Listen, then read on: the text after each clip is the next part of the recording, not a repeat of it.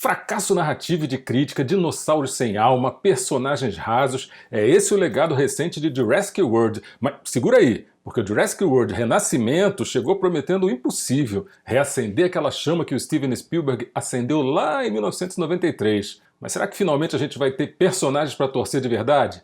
A saga tá só rodando atrás do próprio rabo? A resposta vai te surpreender, e não é só sobre dinossauros.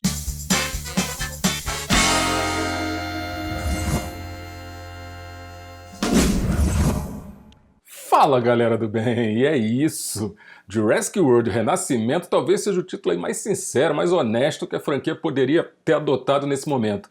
Na sequência daquele mico que foi o Jurassic World Domínio, esse novo capítulo ele tenta chegar perto do hype que o Steven Spielberg plantou lá em Jurassic Park, né? Um filme que não só revolucionou o uso de efeitos visuais, mas capturou um senso de maravilhamento científico raramente visto no cinema de entretenimento, principalmente, né, naquela época. Gareth Edwards, que construiu a carreira em cima da estética visual, como a gente viu em Godzilla, né, em 2014, e em Rogue One também, é o trunfo mais silencioso aí de Renascimento. A direção dele transforma cenas de ação bem genéricas em momentos de tensão palpável mesmo, assim. A trilha sonora, agora sob os cuidados do Alexander Desplat, representa bem aqueles temas clássicos do John Williams, né, sempre ele, e entram na dose certa, como um agrado nostálgico e não como aquelas reciclagens forçadas, assim, para ganhar aplauso fácil e tal. Mas o que deu certo em 1993 e onde a franquia se perdeu? Bom, vamos lá. No Jurassic Park original, o Spielberg acertou no momento em que ele equilibrou três pilares: a grandiosidade dos dinossauros, a tensão dramática constante e crescente e o desenvolvimento de personagens com os quais o público realmente se importava. O Alan Grant, a Alice Sattler e o Ian Malcolm, eles eram cientistas fascinados por aquele universo onde eles estavam inseridos e a gente do lado de cá ficava de boca aberta junto com eles. E daí, ao longo das continuações, né, desse fascínio todo, a coisa toda foi sendo substituída por perseguições repetitivas, por criaturas exageradas, personagens muito sem histórico, sem arco, enfim. Jurassic World, em 2015, tentou dar uma atualizada na fórmula e ambientou a narrativa toda num parque temático funcional, cheio de cenas de ação grandiosas, mas pecou no exato momento em que transformou os dinossauros em monstrinhos de videogame. E o pior, esqueceu de desenvolver pessoas interessantes. E aí o público passou a torcer mais pelos, pelos répteis do que pelos humanos. É, com certeza, eu era um deles. Agora, no Renascimento, pelo menos eles tentam corrigir esse erro. O trio de protagonistas, né, Scarlett Johansson como a Zora Bennett, o Mahershala Ali como o Capitão Duncan e o Jonathan Bailey como o paleontólogo Henry Loomis, eles têm carisma, esse trio tem carisma, tem química e, acima de tudo, tem objetivos claros. A Johansson, em especial, é super elogiada pela fisicalidade e por sustentar a narrativa com bastante autoridade. Esse filme ele entrega alguma coisa que a franquia não via há muito tempo, que são personagens pelos quais a gente tem empatia, né, pelos quais a gente acaba torcendo realmente de verdade. Tá, daí você vai me perguntar, Lud, mas o que tem de novo, o que a gente já viu antes? Vamos lá. A história se passa 5 anos depois do domínio e foca numa missão de resgate de DNA, né, de 3 criaturas pré-históricas e tal, por terra, por ar, né, pelo mar e tal.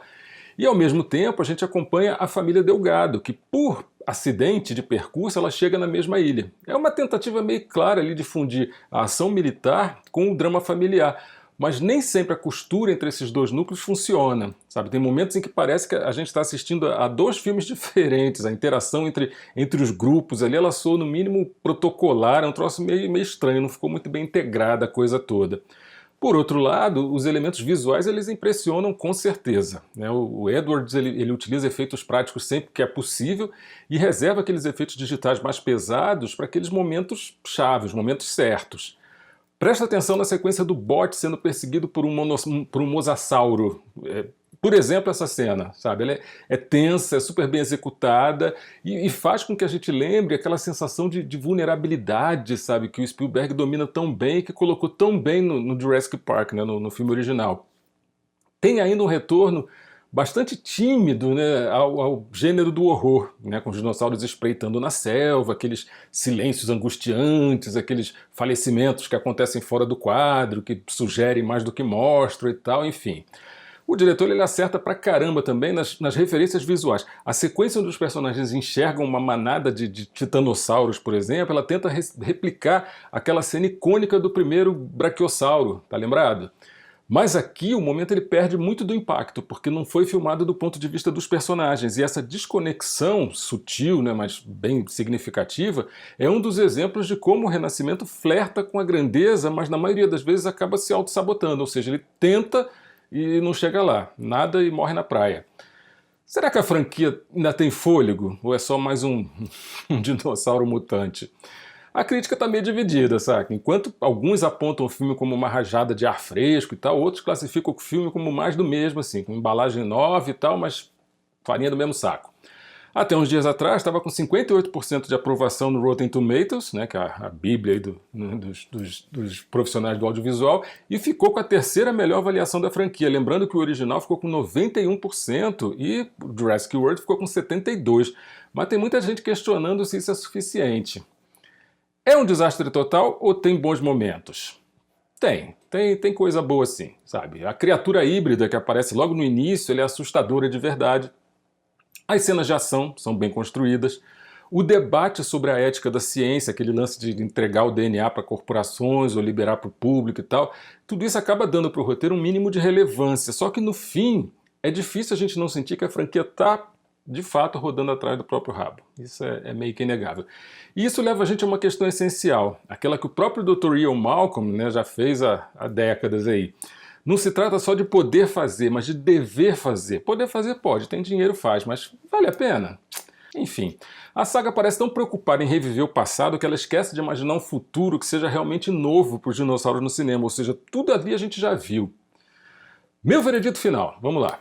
Jurassic World Renascimento é um filme visualmente impressionante, tem uma direção competente, tem atuações sólidas, tenta recuperar aquele espírito do filme original, mas tropeça nos mesmos erros que vem assombrando a franquia há décadas. Personagens secundários descartáveis, estrutura reciclada, dependência excessiva da nostalgia, eles ficam toda hora tentando voltar na história e tal, enfim. É um retorno digno? Sinceramente, eu acho que não. Sabe? Eu senti que falta a coragem para de fato começar alguma coisa nova. Por hora o reinício ele fica só mesmo no título e mais nada, sabe? Tá mais para reboot do que para renascimento. E aí, você acha que ainda vale a pena trazer dinossauros de volta para a vida? Ou os caras estão só clonando os mesmos erros? Comenta aqui embaixo, faz aquele carinho que eu tô sempre pedindo para você. Deixa aquele like carinhoso, se inscreve no canal se não tiver inscrito, ativa o sininho para receber as novidades e a gente se vê no próximo set. Corta!